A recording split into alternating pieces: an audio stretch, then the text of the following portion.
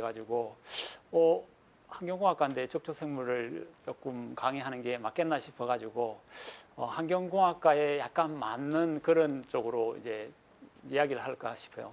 제가 잘 알고 있는 적조를 이야기한들 대충 이런 것다 정도만 알고 또 시간만 허비할 것 같아가지고 어떻게 하면은 환경공학과에 약간 도움 될까 이런 싶은 생각에 약간 다른 걸 좀 준비해 왔습니다. 발표 듣도록 하겠습니다. 우선에 저는 이제 물에 있는 미세조류를 했으니까 미세조류가 어떻게 활용되고 부영양화에 따라서 어떻게 우리가 그 사회에서 일어나는 일들을 잘 관리할까 이런 것에 대해서 초점을 맞추고 설명을 할게요. 전반적으로 오늘 연구원 소개, 미세조류 연구, 부영양의 사례 및 대책 중에 지네만이라든지 마산만 사례, 천수만, 서해안 보면 천수만이 있어요. 천수만의 사례, 그다음에 약간 또 미래의 방향인데 기후변화에 대해서 약간만 이야기하고 이제 넘어가도록 하겠습니다. 이전에 우리 그 한국해양과학기술원은 코리디로 출발했어요. 보면은 국가연구소들이 있죠. 정부출연연구소라고 있는데 정부출연연구소는 모든 분야의 그 국책 연구를 하는 그런 곳이에요.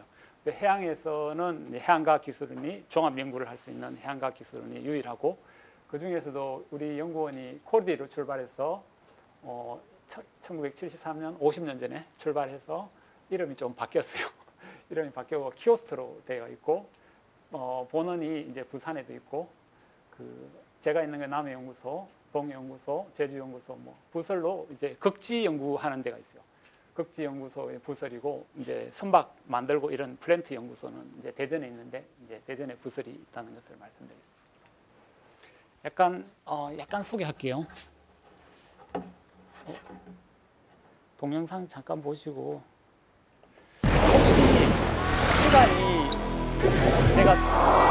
세상을 변화시키는 혁신의 힘 웨이브. 그렇다면 키오스트 웨이브는 세계 수준의 연구를 통해 세상과 소통하며 미래를 변화시키는 한국해양과학기술원의 힘이죠. 바다에서 발견한 새로운 가치가 국민의 삶 속으로 한결같이 흘러갈 수 있도록 한순간도 연구와 실험을 멈추지 않았죠. 그렇게 우리는 세계 최고의 연구 역량을 보유한 가치 창출 플랫폼이 되어 국민의 오늘과 내일을 행복으로 연결해 갑니다. 함께 누리는 해양과학 기술로 세계를 누비며 미래로 나아가는 키오스트 웨이브. 한국해양과학기술원이 만들어갑니다.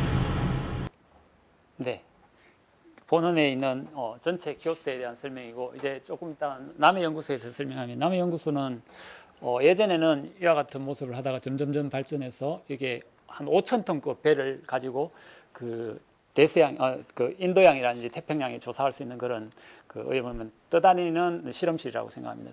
거기서 숙박하면서 모든 연구를 할 수 있는 그런 시설이 있다는 것을 말씀드리고, 그다음에 남해연구소에 어떤 일들을 하고 있는지 약간 소개하는 동영상을 좀 보겠습니다.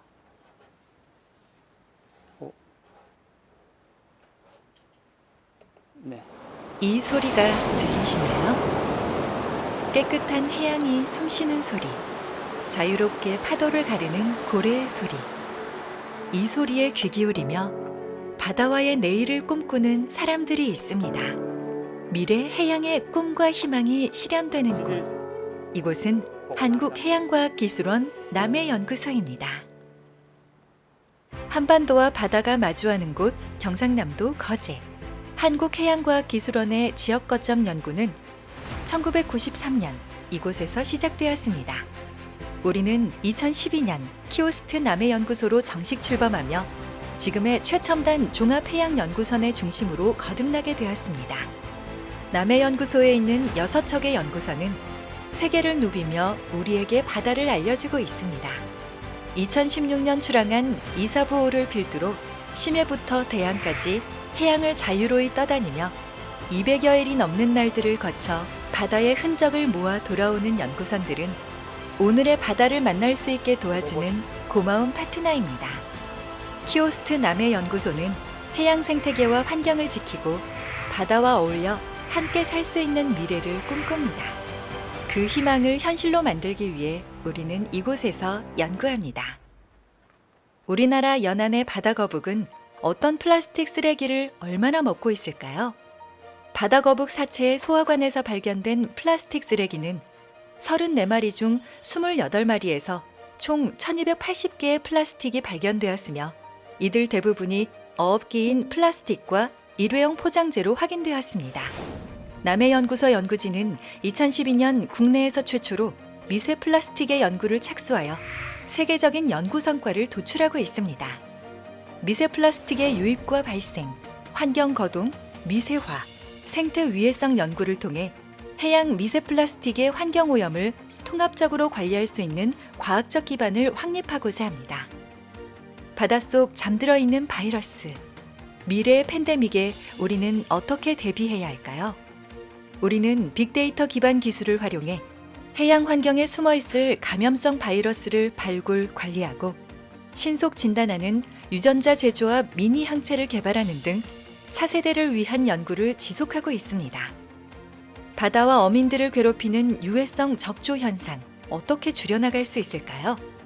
최근 꾸준한 연구를 통해 양식장에 큰 피해를 주고 있는 유해성 적조 생물 코클로디니움이 끈질긴 생명을 유지하는 비결을 세계 최초로 규명하고 남해안 일대 마비성 폐류 독소의 발생 시기 확대 가능성을 밝혀내 새로운 적조 제거 기술 개발에 박차를 가하는 계기가 되었습니다.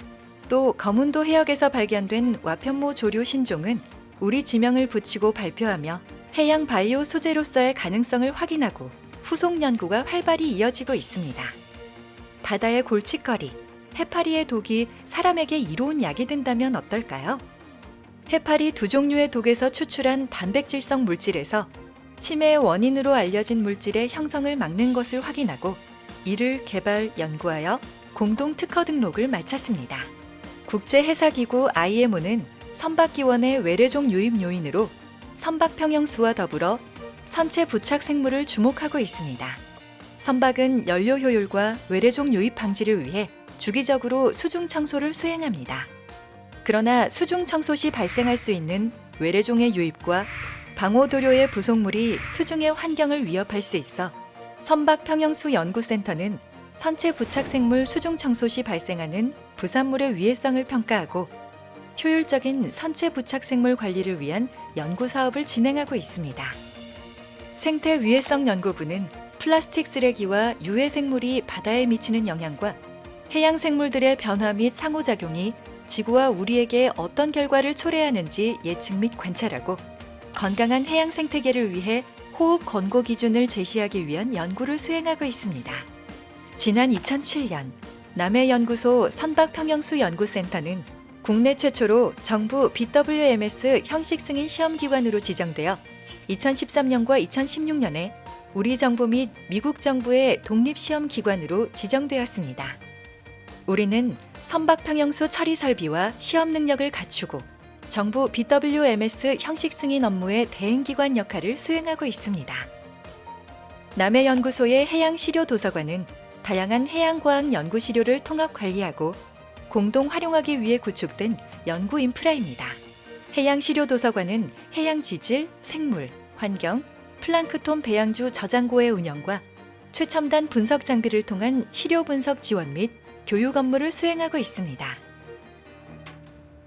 바다의 소리를 놓치지 않도록 꿈꾸는 내일에도 언제나 함께하도록 해양을 향한 우리의 무한한 열정은 멈추지 않을 것입니다. 해양과학의 밝은 미래, 사랑하는 사람들의 내일에도 풍요로운 바다가 있습니다. 한국해양과학기술원 남해연구소.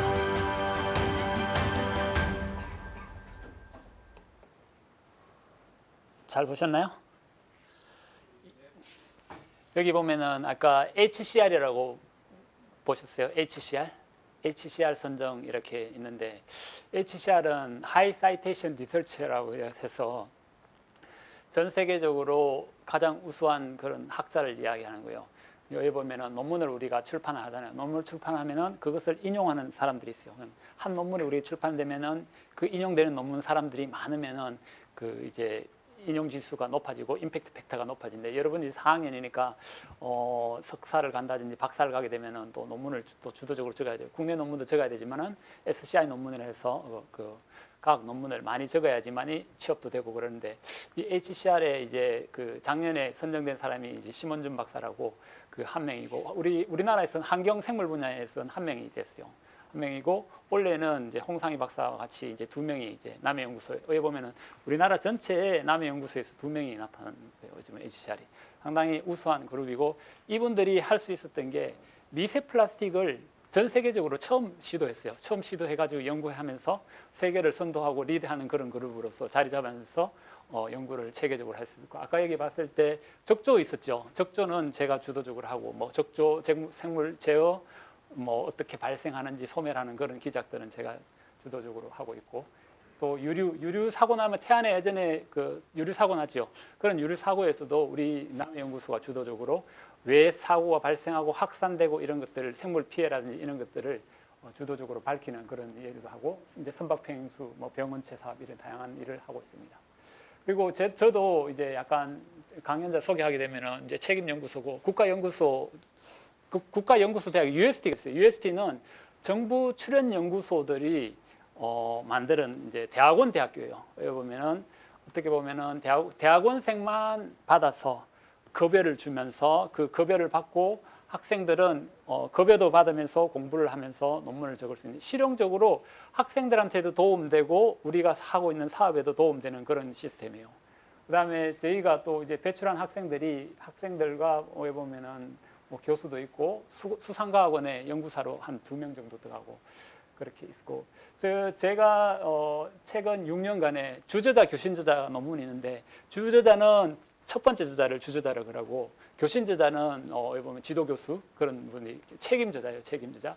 그런 논문에서도 상당하게 이제 논문을 내고 있고, 한 최근 20년 동안 한 150편 정도 논문을 출판하고 있고, 저도 여러분들 환경공학인데 그 일본에서 하기반 환경학 박사예요. 그때 대부분 농학 박사, 뭐 수산학 박사 이랬는데, 유일하게 저 요코하마 국립대학교에 있을 때 환경학이 있어서 환경학 박사를 했고, 그 안에서는 주도적으로 환경학 박사지만은 그 안에 세부 전공이 많잖아요. 대기하는 사람, 수질하는 사람들도 있지만은 저는 수질 적조 생물을 담당해서 학위를 받았습니다. 그다음에 여기 오기 전에 환경공학과라 가지고 환경공학과에 대해서 설명을 어떻게 했으면 좋겠나 싶은데, 환경공학과는 주로 환경 문제를 종합적으로 해결하는 그런 과죠. 사회에서 어떤 역할을 하지. 최근에 보면은 탄소 저감, 탄소 어떻게 줄일 건지, 그다음에 미세먼지, 미세 플라스틱, 뭐 ESG 경영인데, 어떻게 보면은 그 환경공학과에서는 오염 물질을 어떻게 효율적으로 저감하고 또 국가적으로 관리할까를 주로 다루는 거고, 그 보면은 이제 소스는 대기, 수질, 뭐 토양, 폐기물 있겠지만은 저희들이 하는 수질에 대해서는 어떻게 오염을 저감할 수 있는지, 오염의 대표적인 호수가 우리나라에서는 시아오 주변에는 반월공단이라는 공단이 많아서 오염물질이 엄청 많이 나서 죽음의 호수라고 했는데, 그 해수 유통을 하면서 좋아진 사례가 있어요. 그래서 서해안에는 방조제를 만들어서 그 안쪽에는 담수가 있고 해수가 있지만은 해수 유통이 안 돼서 안쪽에 있는 물들이 대부분 썩었고 부영양화에서 만성 부영양화 현상이 일어나서 생물들이 그렇게 살지 못하는 그런 공간들인데, 그런 내용들도 오늘 발표를 할 거예요. 그다음에 이제 환경공학에는 물리, 생물, 화학 뭐 다양한 거 다 해야 되고, 공학적인 접근으로 어떻게 저감할 수 있는 방법을 이제 강구하는 것이 환경공학과인 것 같고, 취업은 4학년이니까 취업은 대부분 사기업으로 가겠죠.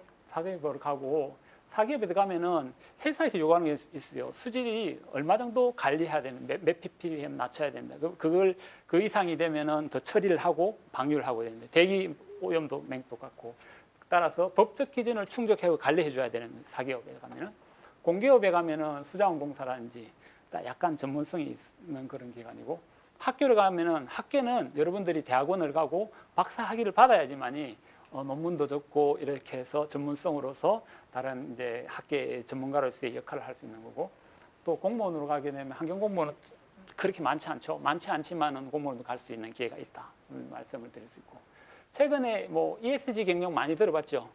기업에서는 반드시 환경을 중요시해야 돼요. 환경을 중요시하는 가치를 주지 않은 기업들은 대부분 퇴출됩니다. 친환경적이고 에너지 효율이 좋고 재생에너지를 얼마나 활용하는 수이고, 그 다음에 사회적으로 책임을 가지고 근로자들을 고용했으면 안정적으로 그 사람들을 고용하고 지역사회 발전할 수 있는 그런 가져야 되고, 지배 구조도 투명하게 신뢰성 있게 기업을 운영하지 않으면은 좋은 기업으로 인지를 받지 못하고, 공기업과 뭐 우리가 가지고 있는 연구소들도 ESG 경영이라든지 해서 사회에 환원하는 것이 바람직한 그런 자세입니다. 전반적으로 오늘 발표할 내용들은 물에 대한 것이에요. 물에서 미세조류 보면은 이런 물들의 문제들이 다양하게 있잖아요.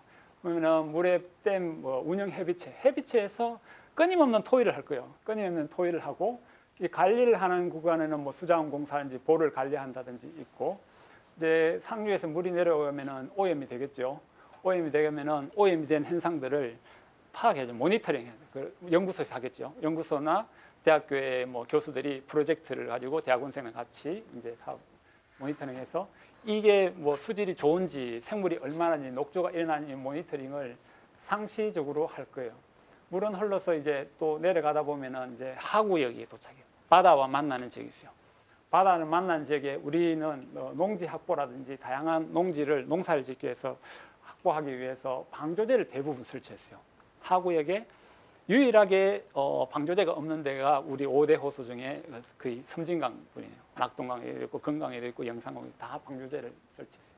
방조제를 설치하니까 오염수가 많이 있고, 이 오염수가 바다로 나가는 데서 걸림돌이 된다는 게 특성인데, 이와 같은 내용들이 내만에서 일어나는 현상, 하구 호소에 이제 일어나는 현상들을 어떻게 하면 국가적으로 저감할 수 있는, 그리고 저감했을 때 실질적으로 환경이 개선되는 사례를 이제 두 가지 꼭지로 나누어서 이제 설명하도록 하겠습니다.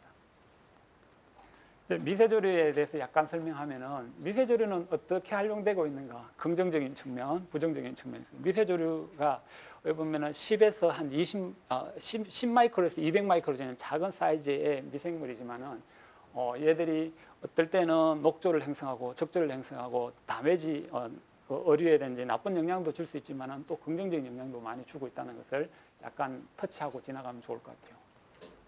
네, 미세조류는 우리 전 지구의 그 해양의 많지 않아 70% 정도 되는데, 70%에 있는 미세조류가 산소 발생의 전 지구의 50% 정도, 2분의 1, 전 절반을 50%를 차지해요. 그 다음에 육상식물이 한 20% 정도 차지하는데, 그만큼 미세조류가 중요하다는 말씀을 할 수 있고, 그 다음에 생태계의 근간을 유지하는 1차 생산량으로도 상당히 중요한 역할을 한다는 말씀을 드릴 수 있어요. 그 다음에 그 수질의 그 오염, 미세조류가 얼마나 있는지 오염 지표로도 활용하고, 최근에는 그 다량한 미세조류를 키워서 크로렐라라든지 이런 것들을 만들어서 그 건강 보조식품도 할 수 있고, 그 다음에 바이오 연료도 만들 수 있어요. 바이오 연료 만드는 과정에 왜 미세조류가 나왔냐면, 처음에 그 우리 디젤 화석 연료를 많이 쓰다가 화석 연료 친환경적이 아니니까 친환경적으로 바이오 연료를 만들어 보자고 했을 때 곡물을 사용하면 곡물 파동이 일어나고, 곡물 대신에 이제 목재를 사용하면 목재는 효율도 안 좋고 미세조류하기 효율이 좋았어요. 에너지 효율이 좋은데, 근데 화석 연료보다는 그 경제성이 안 맞아서 지금은 크게 사용하지는 않지만은 기술들이 카이스트를 중심적으로 엄청나게 많이 발전했어요, 우리나라가.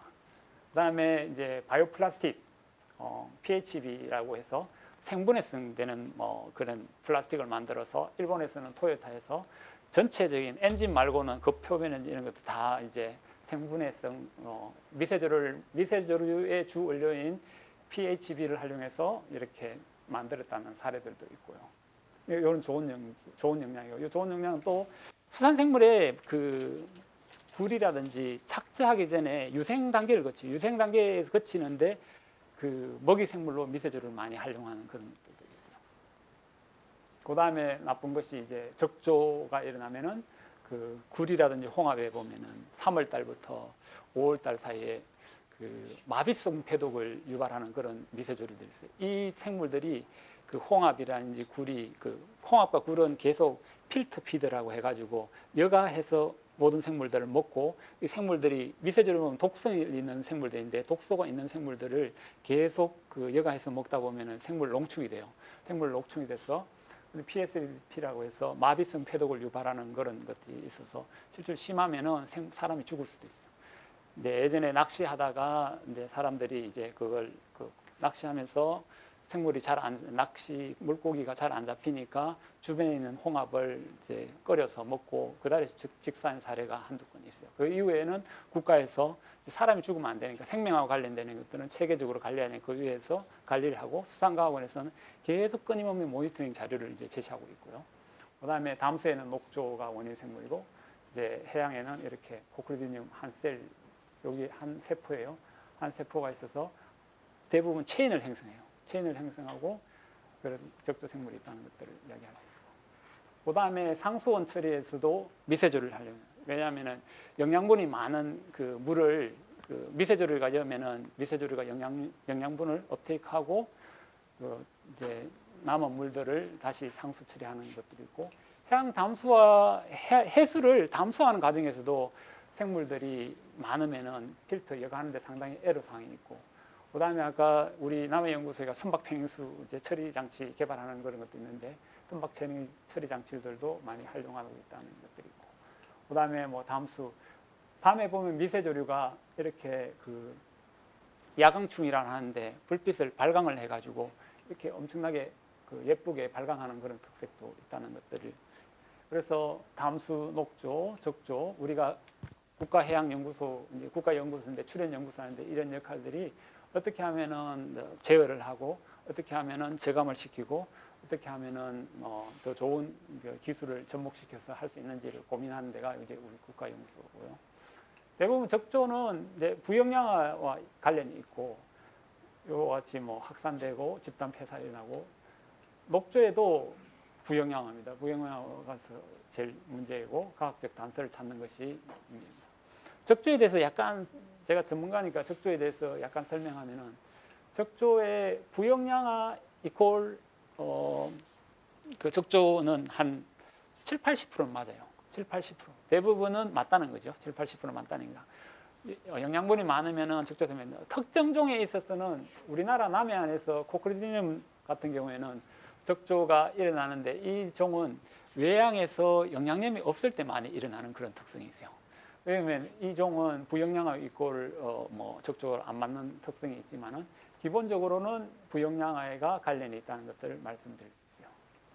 그래서 부영양화 일어나는 현상은 대부분 이 영양염이 많이 우리가 사용했는 하수를 통해서 영양염이 많이 들어가게 되면은 미세조류가 대발생하고, 대발생하는 과정에서는 용존산소가 많아요. 근데 분해되면은 또 반대로 용존산소 어마어마하게 소모되기 때문에 빈산소 수계가 형성되고, 빈산소 수계가 형성되면은 생물들이 살 수 없는 공간이라서 부영양화는 문제입니다. 그리고 대부분의 부영양화 직간접적으로 연결되는 특성이고, 도시화, 인구 증가, 그다음에 산업화. 그래서 물을 많이 도시화가 되면 물을 많이 사용하고 육상에 있는 것들도 많이 사용하고, 그다음에 다양한 물질을 방출하고 해서 이런 문제점이 형성되는 것도 직간접적으로 연결됩니다. 그리고 부영양화가 일어나면은 내만에서 부영양화가 일어나는 공간들은 전 세계적으로도 대부분 빈산소 수계가 형성되는 지역들이에요. 빈산소가 형성되는 우리나라 지역도 포함해서 이렇게 있다. 빈산소가 형성되면은 생물들이 거의 갯지렁이 같은 경우는 산소가 1mg/L 있을 때도 살아갈 수 있지만 어류는 한 3에서 4 이상이 돼야지만 어류는 생존할 수 있는 그런 특성이 있고, 그 다음에 우리나라의 내만에 특별적으로 관리하는 데서 우리나라의 여기가 대구고 여기가 진해만이죠. 진해만이 제일 빈산소 수계가 형성되고, 그 다음에 가망만, 그 다음에 시아오, 그 다음에 오늘 발표할 진해만과 이제 천수만 지역에서 이렇게 우리나라에서 빈산소 수계가 형성되는 특성이 있다. 빈산소는 부영양화가 심하게 일어나면 빈산소가 형성되는데 대부분 여름철에서 한 8월에서 10월, 11월까지 그 기간 동안에는 거의 빈산소가 형성되면 생물들이 저층에서는 살아갈 수 없는 그런 수역을 만든다는 그런 특성이 있습니다.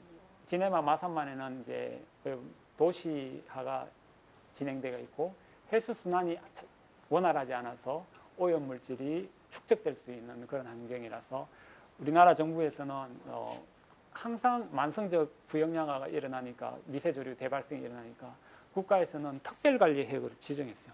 특별관리해역으로 지정하고 난 뒤에 그 지정한 특별관리해역은 이제 돈을 투입해서 환경을 개선하는지 그런 그 액션을 하고 있다는 것들을 말씀드릴 수 있습니다.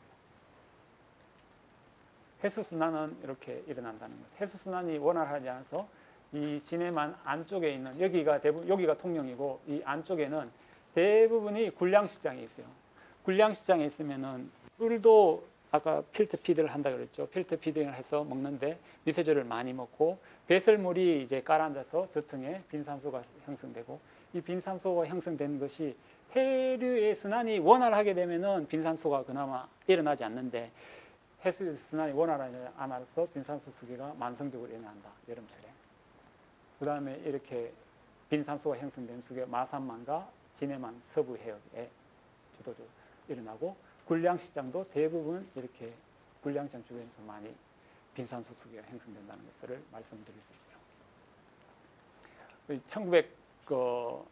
1989년도에는 빈산소가 간헐적으로 일어나다가 93년도 강하다가 2000년대 이후에는 만성적으로 계속 빈산소 수계가 형성돼요. 이는 우리가 관리를 할 때 이제 빈산소 수계가 어느 정도 형성되는 걸 알았지만은 군량식장을 저감하려면 관리를 하려면은 군량장을 저감해야 되겠지, 1차적으로. 근데 어민들은 그걸 원하지 않아요. 그래서 해비체가 필요한 거예요. 해비체에서 정부에서는 어느 정도 그 예산을 줘서 저감할 수 있는 방법을 만들어서 해비체를 만들면 어민들이 반대를 하게 되면은 또 이게 성립이 안 돼서 양식장을 뭐 축소한다든지 감축시킨다든지 이런 것들을 쉽게 할 수 없는 거예요. 여러분들도 그런 것들을 고민해서 환경공학이니까 어떻게 하면은 저감할 수 좋은 환경을 만들 건지 저감할 건지 그런 고민을 필요한 그런 것입니다.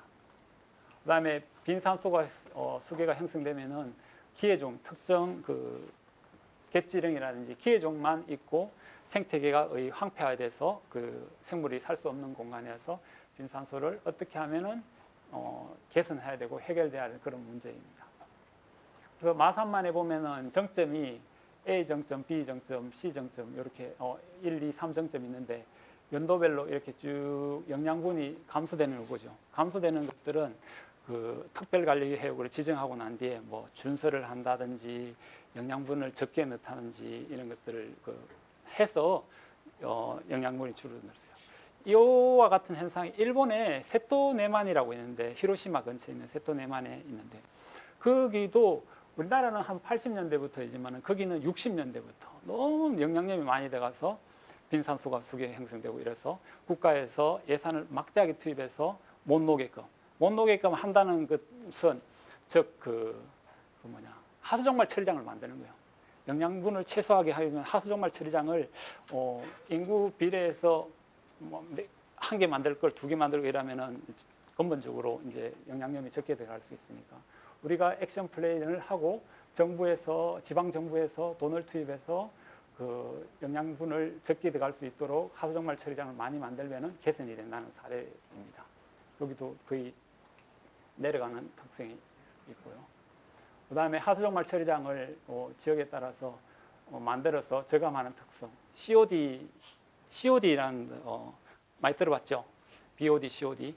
물을 수질을 개선하는 그 척도를 생각하는데 해양에서는 COD를 많이 활용하고 담수에서는 BOD를 많이 활용해요. COD라든지 이런 값들이 점점 줄어들고 있다는 거고 총 질소, 총 인도 줄어들고 있다는 거예요. 얘는 여기 보면은 하수종말 처리장을 만들어서 영양분을 저감시키고 난 뒤에 방출해서 효과적으로 하수종말 처리하는 과정 중에서도 영양분 업테이크하는 미세조를 활용하는 그런 사례들도 있고요. 그리고 인구가 늘어나면서 그 하수종말 처리장으로 들어가기 이전에는 COD도 높아져요. COD도 높아지고 SS 뭐 물질도 그다음에 토탈인, 토탈피도 점점 늘어나는데 하수종말 처리를 하고 나면은 이렇게 낮아지는 그런 특성이 있어서 하수종말 처리장이 얼마나 중요한지를 이제 보여주는 그런 사례가 되겠습니다. 그래서 COD가 점점 줄어든다는 것들, 연도에 따라서 점점 줄어든다는 그런 특성이 있습니다. 그리고 여기에는 마산만에서 매일 이렇게 어떻게 변동되는지 특성을 조사했는 사례이고요. 그다음에 COD가 전체적으로 계절적으로 어떻게 변화하는 사례고 뭐 연도별로 차이가 있지만은 이렇게 변화되고, 그다음에 부영양화 지수가 있는데 부영양화 지수 내만에서 이렇게 높게 나타나는 특성들을 있고 있습니다. 그래서 요약해 보면은 마산만과 진해만에는 도시화와 인간 활동으로 인해서 한국에서 가장 부영양화에 심각한 지역이고, 심각한 지역에서 국가가 예산을 투입해서 하수종말 처리장, 하수 처리장을 설립하고 나서 또 2006년도에 총 오염 부하 관리제, 이 어떤 기준을 정해놓으면 이 기준이 넘지 않도록 온갖 수단과 방법을 다 동원해서 이렇게 영양분을 감소시키고 했는 그 덕택에 마산만 수질이 상당히 개선되었다는 그런 사례가 있습니다. 그다음에 서부 지역을 어떻게 관리할 건지는, 서부 지역에 아까 굴량장이 많다고 했죠. 굴량장 많은 지역에서는 어떻게 하면은 그 굴은 어떻게 보면은 많이 이제 생산을 해야지 어민들은 돈을 벌 수 있지만은 환경적 측면에서는 굴을 많이 생산하게 되면은 굴이 가지고 배설물을 많이 배출하기 때문에 저층의 빈산수라든지 부영양화가 심각해진다는 것들. 그래서 개선 방법으로는 최소화시키는 방법들이 있다고 생각합니다. 축소가 제일 대안이고, 해수 유통을 하려 그러면은 막대한 비용이 들기 때문에 그거보다는 이제 단계적으로 보상을 해주든지 양식장을 줄여나가는 것들이 관리 방안의 한 가지라고 생각합니다. 그다음에 두 번째로는 천수만에 있는 사례를 대해서 설명하겠습니다. 천수만의 이 사례는 제가 충청남도 도청과 이제 같이 해서 어떻게 하면은 그 천수만의 그 부영양화를 개선할 수 있는 방안, 기본 계획을 설립하는 그런 내용들이 이제 주어져 있습니다. 1970년대에는 이렇게 그 서해안은 조석간만이 높아요. 조석간만에는 그 서해안에 보면은 그 목포 정도 되면은 한 조석간만에 한 4m, 천수만 정도 되면은 그 한 중간 정도 돼요. 태안이나 예를 들면 중간 정도 돼 6m, 조석간만에 6m 차이나요. 그다음에 인천에 가면은 한 8m, 9m 정도 차이나요. 이렇게 조석간만이 많이 차이 나게 되면은 갯벌이 드러나요. 갯벌이 드러나고, 이제 예전에는 쌀이 많이 부족해서 1980년 이전에는 우리 인구도 많이 늘어나고 쌀이 부족해서 이 방조제를 건설해서 방조제를 안쪽에 있는 지역은 기존에 갯벌이 된 지역을 다 농지화시켰어요. 농지화시켰으니까 이렇게 농지화가 많이 형성되어서 있고, 그렇게 서해안의 충청남도에 보면 이렇게 요 노란 색깔이 갯벌이, 이제 녹색이 갯벌이었는데 이 다 농지화가 되는 그런 지역이에요. 농지에서 방류되는 그 비료라든지 이런 게 이제 부영양화의 근본 원인이고, 항상 이렇게 만성적인 녹조 현상이 일어나고 있어요. 그다음에 이게 갯벌에서 어떻게 하면 2019년도에 기본 계획을 설립해서 어떻게 하면 해결할까를 고민했던 그런 사례 연구입니다. 부영양화 이제 아까도 설명해서 넘어가고요. 천수만 주변에는 아까 여기에 보면은 부나모, 가느로, 홍숭어, 보령어, 이게 재미있는 이게 사례가 있는데 현대서산에서 이제 건설을 했는데, 여러분들 정주영 아세요? 들어봤어요? 네. 정주영 회장이 현대 회장이 이게 부나모에 이제 건설하는 중에 너무 이게 그 건설하던 도중에 이렇게 이 건설하지 않습니까? 물살이 세서 트럭에 바위를 싣고 그 내려놓더라도 바위가 떠내려갈 정도에 있어서 역발상으로 정주영 회장이 이래서 해결이 안 되니까 유조선을 가지고 와서 이렇게 막고, 그 위에 이제 유조선을 막고 난 뒤에 그 위에서 이제 흙을 넣어가지고 메우는 그런 대표적인 사례예요. 재밌는 사례이고요. 그다음에 우리나라에는 간호로 여기 아까 서해안에 천수만 주변에 4가지 호수가 있다는데 대부분이 TOC라든지 상당히 나쁜 특성이고, 여기에 나쁜 특성과 더불어서 우리나라의 기후 변화가 전 세계적으로도 우리나라가 요게 미국의 멕시코만 난류 영향이 있는 지역과 우리나라 지역이 전 세계적으로 넘버원으로 기온 상승이 높아요. 기온 상승이 높으면은 그 어류들이 살아가기 쉽지 않아요. 보통 해수에는 여름에 평균 수온이 표면에 한 27도, 28도 되는데 최근에는 30도까지 육박하고 있어요. 30도까지 육박하면은 어류들이 양식하는 어류도 그렇고 자연산 어류도 그렇고 살아가기 쉽지 않고 해류 수온이 한 30도 최근에는 거의 비일비재하게 많이 나타나고 있어요. 최근 5년 사이에는 뭐 히트웨이브라든지 다양한 영향들도 있지만은 그래서 우리나라에는 전 세계적으로서 제일 수온 상승률이 빠르고 동해안 지역에는 거의 뭐 엄청나게 지금 한 30년 전과 비교해서 표층 수온이 한 1점 몇 도까지 증가하고 있는 추세고 이게 수온이 증가하게 되면은 어류들 수온이 증가한 상태에서 담수가 들어와서 해양으로 들어오면은 이게 그 양식장의 피해가 치명적이에요. 그래서 담수가 이제 기후 변화에 따라서 강우도 늘어나고 이러면은 이게 어떻게든 완충 지역이 필요하다는 것들이 이제 이야기할 수 있고.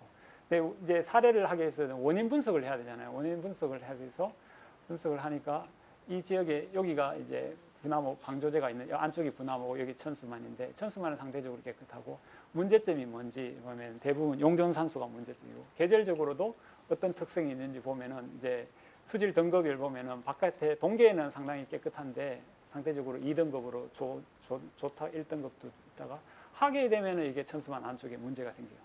문제가 생기는데 대부분이 그 투명도라든지 용존산소에 문제가 생겨서 그 전체적 수질 등급을 나쁘게 하더라.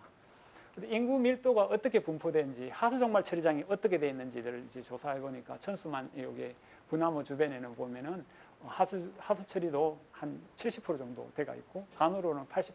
하수 처리가 잘 되고 있는데도 불구하고 그 농사에는 비료를 투입하고 이러면은 비료에서 나오는 그런 영양분들이 호수에 이제 문제를 발생시켜서 부영양화되는 그런 사례예요.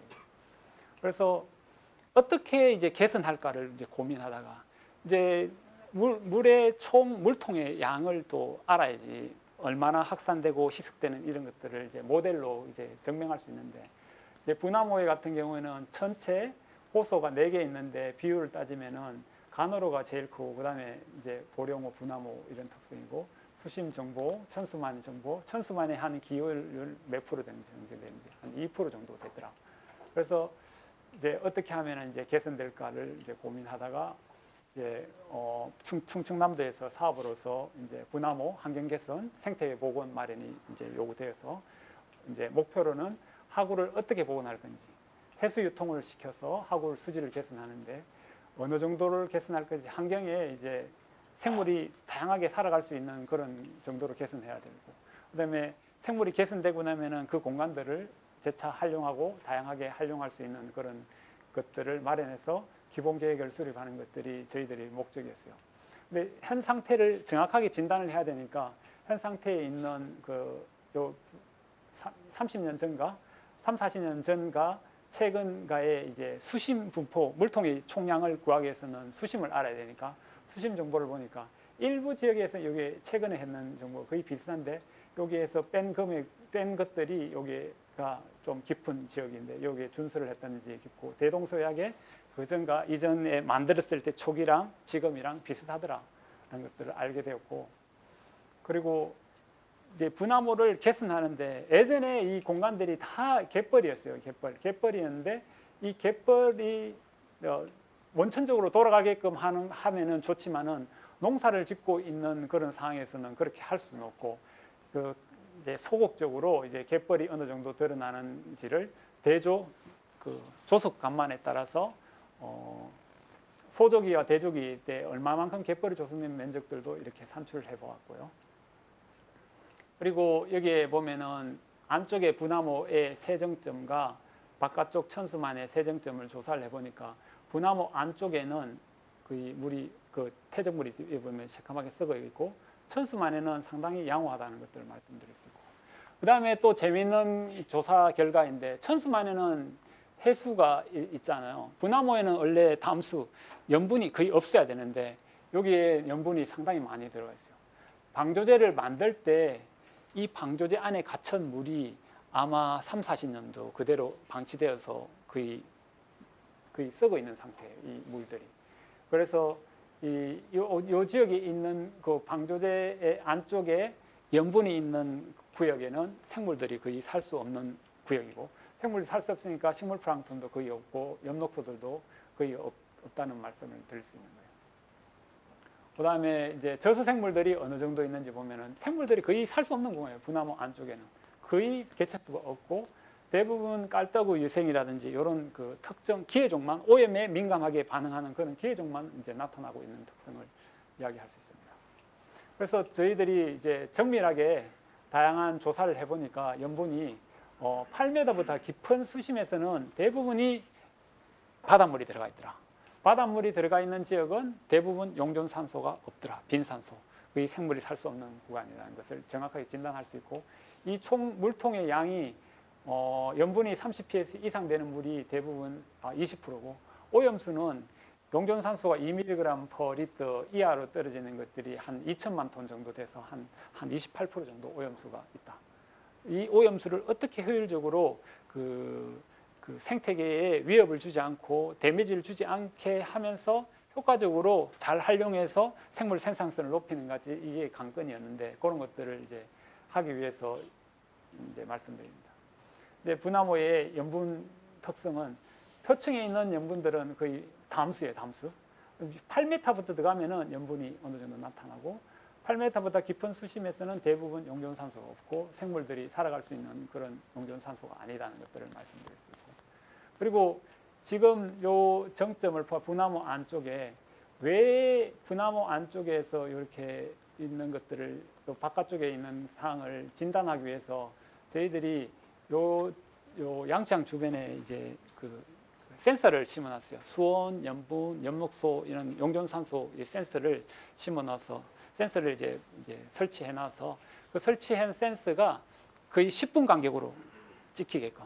그러면은 염분이 어느 정도고 요 검은 선이 염분이 어느 정도고 수온이 어느 정도인 것을 알 수 있어요. 저희가 분화모가 이제 방류를 하게 되면은 간조 때 물이 방류되게 되면은 염분이 낮아질 거라고 생각했는데 반대로 간조 때 염분이 높아지는 현상이 나타나요. 왜 그런가 봤더니 요 통로가 있는데 통로에서 외측에서 물이 들어와서 이렇게 영향을 주는 것 같은 그런 특성을 파악하였고요. 그래서 간호로에서 그 비가 오면은 방류를 하게 되는데 담수를 방류하게 되면은 저염분이 많아져서 만조가 되면은 이 물이 안쪽으로 들어가서 그 저염분화를 심각하게 만들더라는 그런 특성들도 파악할 수 있었습니다. 그 다음에 이제 어민들은 그 안쪽에 있는 오염물들이 해양으로 들어와서 상당히 그 다메지를 줄 거라는 생각하고, 아울러 그 안쪽에 있는 지금까지 한 30년, 40년 동안 농약 성분이 있어서 그 농약 성분들이 해양으로 들어가게 되면은 해양 생물이 죽지 않을까 이런 염려를 해서 어민들은 그 해수 유통을 원하지 않아요. 원하지 않는데 이 농약 성분들이 어느 정도 있는지를 쭉 보니까 캐나다의, 우리나라는 건국이전 농약 성분이 해양으로 빠지는 건국이전은 없는데 캐나다의 건국이전보다는 대부분 농약 성분이 낮다는 것을 말씀드릴 수 있고, 중금속도 건국이전에 뭐 비슷하거나 유의하게 낮거나 그런 특성을 보여서 그래서 어민들을 설득해서 분화모 안에 상당히 썩은 물은 많지만은 농약이라든지 중금속 물질은 그게 없으니까 물을 유통시켜서 어떻게든 그 안에 있는 그 썩은 물들을 효과적으로 유통시키는 방법을 이제 개선해야 된다고 계속 설득하고 있는 그런 중입니다. 그다음에 농사 지역에 농지에서는 농사를 지는 염분 피해도 일정하게 나타나고 있는 특성을 이야기할 수 있고요. 그다음에 이 어떻게 하면은 그 분화모의 물을 외양에 잘 교환시켜서 효과적으로 뭐 해수 유통을 시키는지 이런 것들을 보면은 해수 유통 사이즈를 해수 유통하는 그런 갈로를 이런 사이즈로 해서 만들어서 이제 모델을 돌려봤어요. 그 갈로를 20m를 3개 넣었을 경우에 갈로를. 그다음에 위쪽이 염분이고 염분이 시간이 지나면서 이렇게 확산되고, 그다음에 COD 아까 여기 200 정도 상당히 높은 그런 농도가 이제 시간이 지나면은 희석되고 완화되는 것들을 보이는데, 이게 대조기에서 한 15일 지나서 여기 시간인데 한 20일 정도 지나니까 거의 상당히 개선되는 그런 특성이 있어요. 개선되는 특성이 있고, 요거는 약간 한 달 정도 걸리지만은 암거 수중 터널을 크게 20m가 아니고 30m 아니 100m로 20m를 5개 더 설치해서 해보니까 상당히 빠른 기간 동안 빠르게 이렇게 희석 정화되는 것을 알 수 있어요. 거의 뭐 일주일만 있으면은 대조 한 번만 여기 대조 소조인데 대조 한 번만 지나가면은 물이 개선되는 그런 특성들을 파악하고 있어서 그러면은 이 또한 또 어민들이 걱정하는 이 물이 한꺼번에 나오게 되면은 천수만 안쪽에 심각하게 다메이지를 줄 거다. 그러면은 어떻게 너희들이 잘못되면 보상해 줄 수 있나 이런 것들이 있어서 거기에 대한 대응책을 또 마련해야 돼 가지고 여기 이제 확산되는 경우에 이게 염분이고 COD 이제 아까는 수직적으로 확산되는 거, 지금은 수평적으로 확산되는 그런 특성에 대해서 설명할 수 있어요. 수직적으로 뭐 수평적으로 확산된 COD도 상당히 이렇게 넓은 지역으로 확산.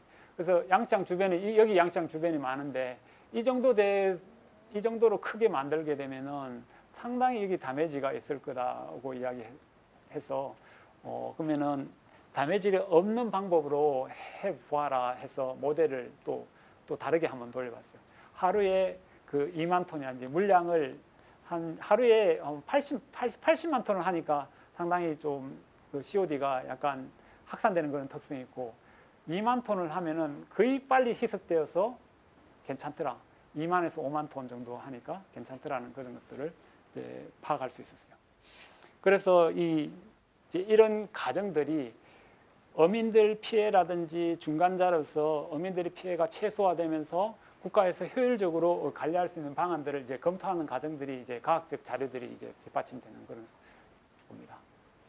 그리고 이제 기본 계획을 설립했을 때 여기에는 이제 해수 유통 터널을 만들고 갯벌이 나올 수 있는 지역과 그다음에 통선문을 만들어서 여기에 어선들이 있는데 어선들이 태풍이 불면 안쪽에 들어서 피항할 수 있게끔 그런 이제 기본 계획을 설립하게 되었고요.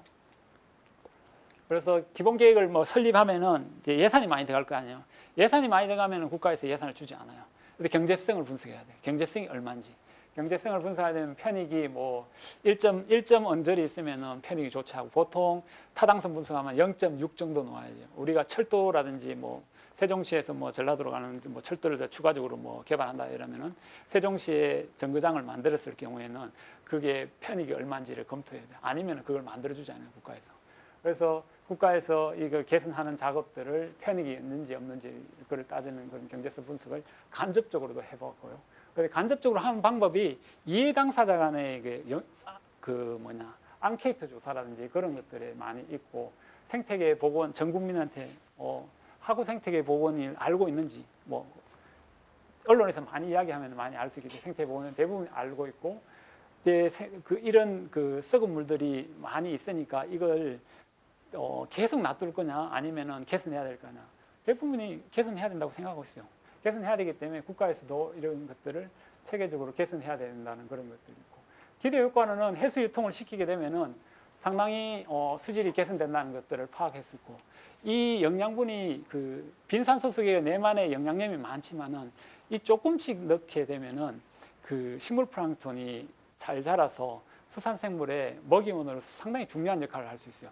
근데 어민들은 그것보다도 그 보상도 있고 걱정이 더 많은 거예요. 근데 그것을 설득하는 과정에서 하루에 2만 톤이나 이제 5만 톤을 일려서 시간을 좀 그 일주일이나 뭐 2주일이 개선하는 게 아니고 2년이나 3년 정도 시간을 두고 개선하는 방법에는 어민들 피해도 최소화시키고 3년 동안 조금씩 나가니까 영양분들도 계속 활용할 수 있어서 생물들이 생산성이 높아진다는 그런 특성들을 설명하는 그런 사례입니다.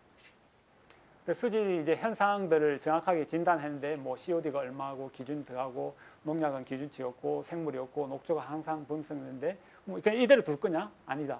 대책을 마련해 해수 유통구를 만들어서 정화시키고 환경을 개선하자는 것들이 이제 큰 틀에서 대책입니다. 그래서 역관측을 추진하는 그런 시나리오를 세워야 되는 거예요. 단계별로 1단계, 2단계, 3단계 시나리오를 설치해서 처음에는 뭐 예비 타당성 조사도 해야 되고 통수문을 설치하고 난데 갯벌을 복원하고 사후 관리하는 시스템들이 세부 내용들이 이렇게 쭉 들어가야 되고요. 그래서 이 내용들을 주도적으로 하면서 같이 충남도지사랑 뭐 상의도 하면서 그 포럼도 열어야 되고 포럼도 열고 어민 공감대가 제일 중요해요. 어민들이 반대하고 그다음에 농민들이 반대하게 되면은 할 수가 없어요. 분화물을 해수 유통을 시키면은 해수 유통을 시키면 어민들이 잠재적으로는 엄청나게 좋아지는데 농민들은 반대를 해요. 해수가 들어오게 되면은 염분 피해가 있어요. 염분 피해가 있는 농민들은 우리 농토에 염분이 들어와서 농사가 안 되면 무조건 반대해요. 근데 정부에서는 요것들을 중재를 해주는 역할을 해야 되고, 근본적으로는 환경을 개선하는 게 중요하지만은 어떤 쪽이든지 피해가 입으면 안 되니까 피해를 최소화하면서 개선하는 방법을 강구해야 돼, 정부에는. 그래서 협의체라든지 이런 것들이 있으면은 그 협의체에서 피해 최소화 방안을 가져와야 되고, 농민과 어민들이 상생할 수 있게끔 하는 그런 협의체도 만들어야 되고, 협의체를 만들면은 누구 하나 반대하면 안 되니까 반대하지 않고 이렇게 진행하면은 공산당은 괜찮지만은 민주화되는 그런 상황에서는 그게 쉽지 않아요. 왜냐하면은 문제가 생기면 국가에서 다 보상을 해줘야 되기 때문에. 그런 보상 문제들이 있어서 또 어민들을 설득하고 농민들을 설득하고 이렇게 하면은 좋아진다, 개선하면 좋아진다, 이런 것들을 이야기했었고, 그다음에 이게 뭐 물관리 위원장인데, 우리나라 물관리 위원장이 그 농지로 두어서 농사를 지었을 때 이제 편익이 1이라면은 갯벌로 돌아왔을 때는 편익이 거의 오더가 2오더 정도 차이 나게끔 100이 된다고 이렇게 이야기했을 정도로, 갯벌이 이제 돌아 놓고 하면은 자연 상태에서, 예전에는 농지를 확보하기 위해서 간척지를 만들어서 엄청나게 강한 농지를 활용하고 있지만은, 지금은 갯벌의 중요성, 우리가 이제 농사의 쌀도 많이 중요하지 않고, 농사의 중요성보다도 생태계, 환경, 이런 것들을 같이 비중을 더 많이 두게 됐다는 것들이 이제 선진국이 되면서 점점 선진국이 되면은 이게 많이 비중이, 환경, 친환경, 이런 것들이 많이 좋아졌다는 것들을 이야기할 수 있고, 우리나라도 이런 점에서는 상당히 선진국으로 이제 레벨에 와 있다는 것들도 말씀드릴 수 있어요. 그다음에 지금까지 했던 내용들을 보면은 어떻게 하면 환경공학적으로 그 현상을 정확하게 진단하고, 진단했으면은 이게 상호간에 조율도 해야 돼요. 그 협의체를 만들어서 조율도 하고, 국가의 관리방안을 만들어야 되고, 국가가 아니면은 지방정부의 관리방안을 만들어서 예산을 확보해야 돼요. 그것을 이제 저감시키는 그런 역할들이 여러분들이 해야 될 환경공학과의 역할들이고, 최근에 저희들이 미세 플라스틱 연구 많이 한다 그랬잖아요. 미세 플라스틱에서 외래종으로 들어오는 거라든지, 또 미세 플라스틱에 그 생물이 미세조류가 자라서 미세조류 죽으면서 응집체가 형성돼요. 표층에는 미세 플라스틱이 가볍잖아요. 플라스틱이 가벼우니까 떠 있어요. 생물이 이렇게 응집하거나 먹거나 이러면은 이게 응집체가 무거워져요. 무거워지면은 퇴적물에 깔아앉게 되는데, 그런 프로세싱 하는 연구들도 이렇게 해서 저희들이 이제 여기 이제 연구진에서 이게 언론에 어떻게든 우리가 뭐 과학적 데이터가 나오면은 논문화시키고, 데이터를 산출하고 논문화시키고, 논문화되면 임팩트 팩터 뭐 10 이상이 되면은 그 임팩트가 좋기 때문에 그 언론에 뉴스를 합니다. 뉴스를 하게 되면은 이 뉴스를 이제 나오게끔 만드는 그런 과정들이 한 2건 정도 했었고요. 그다음에 이제 최근에 기후 변화에 따라서 수온 상승 많이 심하다 그래서 우리나라가 많이 올라간다 그러죠. 수온이 우리나라가 심각하게 올라가고, 이 올라가는 주된 목적이 기본적으로는 이산화탄소 때문이에요. 이산화탄소를 저감시켜야 되는데, 이 탄소를 저감시키는 방법이 어떤 게 제일 좋냐고 했죠. 해양이 제일 좋아요. 해양에서 50%를 담당하고 있기 때문에, 육상에 있는 그 나무를 키우는 것들도 좋지만 육상에 나무를 키우는 건 한 20% 정도고, 그다음에 시간이 많이 드는데, 해양에는 영양분만 있으면 돼요. 어떻게든 영양분을 효과적으로 표층 주변에, 그 미세조류가 강합성을 해야 되면 표층 주변에 있어야 돼요. 빛이 투과되는 그 에리아 안에 있어야 되기 때문에, 빛이 투과된 에리아 안에는 영양분이 거의 없어요. 미세조류가 다 먹어서. 그렇기 때문에 미세조류가 먹지만은 계속 투입을 시켜준다든지, 아니면은 뭐 비료를 뿌린다든지 이렇게 하면은 해양의 이제 그 생산성이 높아지고, 생산이 높아진과 동시에 그 산소를 만들어내는 능력이 좋아지는 그런 특성이 있어요. 그래서 지구공학적으로 이제 기후 조절을 하려고 하는 게, 여기 미국 사례인데, 미국에서 성층권 존에 이 반사경을 설치해서 태양이 들어오는 를 다 반사시키는, 그러면은 이제 지구 온난화가 이제 감축될 거라는 그런 이야기고, 그다음에 이제 비행기로 미세 입자를 쫙 뿌려서 이제 햇빛이 차단시키는 그런 역할. 이 두 역할은 아주 효과적이고 기온을 낮추는 중요한 역할을 할 수 있는데, 이 두 가지는 위험할 수 있어요. 계속 이제 뭐 지구에 빛이 안 도달하게 되고 이러면 이제 문제가 되니까 이제 안 하려고 하는 거고, 나머지들이 아까 이제 1차 생산력을 증가시키는 방법, 미세조류를 활성화시켜서 미세조류를 활성화시키는 과정 중에 이제 용성이 일어나는데, 용성이 일어난 지역을 요 뒤에 보면 용성이 일어난 지역이 전 지구적으로 용성이 일어난 지역에, 이 지역에는 생산성도 좋고 탄소를 많이 이산화탄소를 저감시키는 역할들을 많이 하고 있는 그런 상황입니다. 아까 전에 말씀드린 용성이라든지 그 해양에 비료를 뿌리든지 영양염을 뿌리고, 그다음에 영양을 뿌리고 나면은 그 미세조류가 아니고 대형 해조류들을 키워서, 미세조류를 키우는지 해조류를 키우게 되면은 생산성이 좋아진다는 그런 것들을 이야기할 수 있습니다. 요 네 가지가 이제 바이오로지컬 펌프라고 하는데, 이 탄소를 격리하는 것들은 주도적으로 탄소 격리는 그냥 우리가 소모하고 그 주변에 있으면 탄소 격리가 아니에요.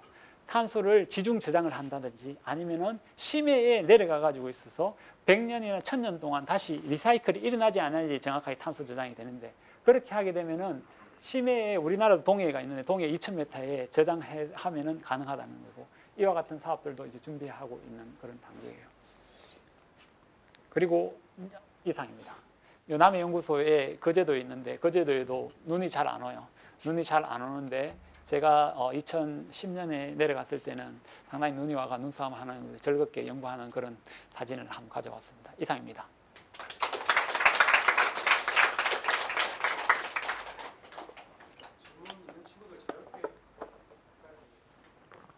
질문? 네. 조금 지루했어요.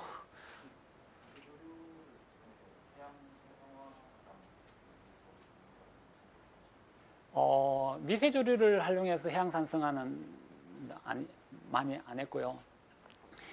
미세조류는 키워서 적조를 제거한다든지, 적조생물을 제거하는 그런 연구라든지, 아니면은 먹이온으로 활용한다든지 그런 연구들을 많이 했고, 그다음에 아까 MP 미세 플라스틱을 뭐 응집한다든지, 그런 해양 산성화에서 관심이 있으면은 해양이 이제 pH가 낮아지는 거잖아요. pH가 낮아지면은, pH가 낮아지는 문제는 그 폐각을 만드는 애 있잖아요. 굴이라든지, 이 pH가 낮아지면은 폐각을 만들 수 없어요. 그래서 문제가 되기는 하는데, 빈산소하고도 그 해양 산성하고도 연결되는데, 그런 연구들은 우리보다 미세조류보다도 약간 상위 생물들을 보면은 그런 역할들을 하는 거라서, pH가 낮아졌을 때 생물이 얼마나 큰 다메지 얻는지, 그다음에 굴이라든지 이런 것들을 폐하 농도의 pH 농도에 따라서 그런 조절하는 연구를 했죠. 미세조류는 거의 pH가 한 7에서 한 8.5까지는 거의 변동 없어요. 영양분에 따라서 변동하지, 그 렌즈에서 생물군마다 종특이적으로 바뀌고 이런 양상은 거의 없는 걸로 알고 있어요. 네. 질문 답변 됐나요? 약간. 네. 아까 담수에서는 BOD를 사용하고 해수에서는 COD를 사용하고 하셨는데, 네. 해수에서는 왜 COD를 중점적으로 산소 요구도라는데, COD는 화학적 산소 요구도잖아요. 아마 염분 때문에 그럴 거예요. 염분 때문에. 염분을 효과적으로, 그 BOD를 해양이 접목은 안 되거든요. 근데 염분 때문에 BOD가 접목이 안 되니까 화학적으로 어떻게 이제 값들을 망간을 옅든지 해서 취한시켜서 그 적정법으로 이 색깔이 바뀌는 그런 농도로 COD를 측정하고 있어요. 근데 해양에서는 주도적으로 오염에 대표적으로 하는 게 COD를 활용하고, 담수에서는 BOD. 네.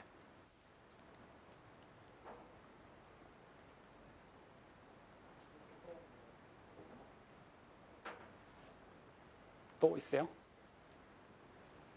네. 잘 들었습니다. 네. 여름철 천수만의 수질이 일시적으로 악화되는 이유가 광매의 영향이라고 하셨는데, 네.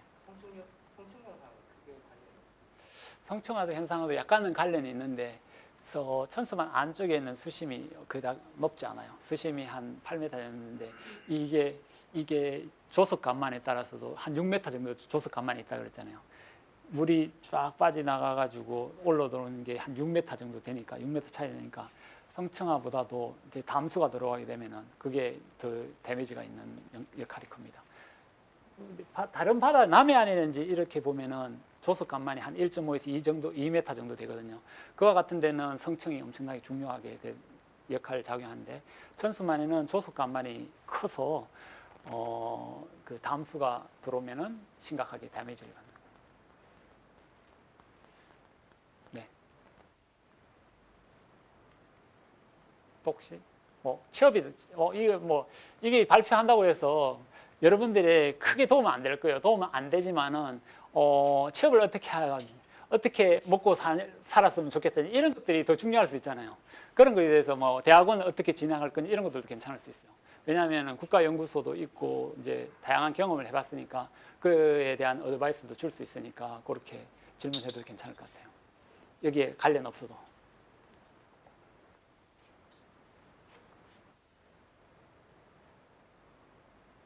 (4학년인데) 어떻게 먹고 살라고 지금 고민하고 있어요? 대학원 갈 사람 손 들어보세요. 대학원 갈 친구들 없어요? 4학년인데?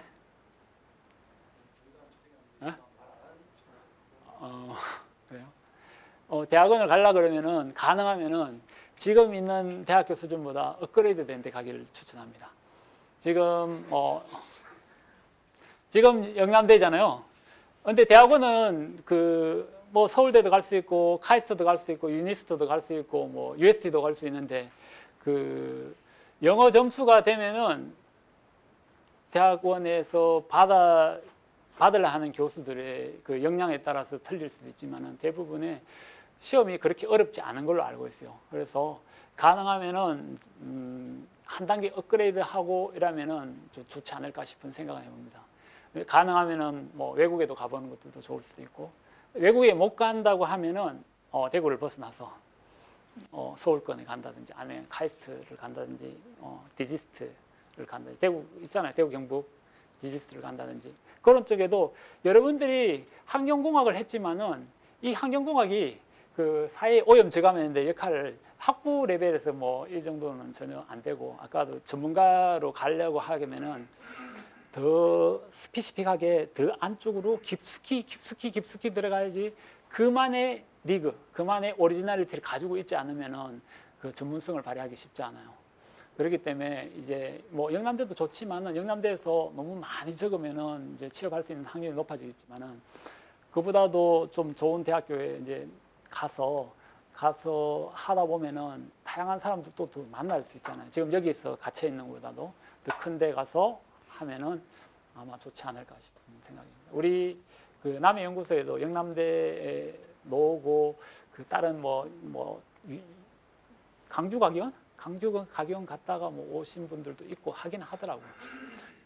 나쁘지 않으니까 가능하면은 좀 대학원을 가게 되면은 좀 좋은 곳으로 가서 본인의 역량들을 최대한 발휘하는 것이 좋지 않을까 싶은 생각을 해봅니다. 또 다른 거 있습니까? 네. 네, 감사합니다.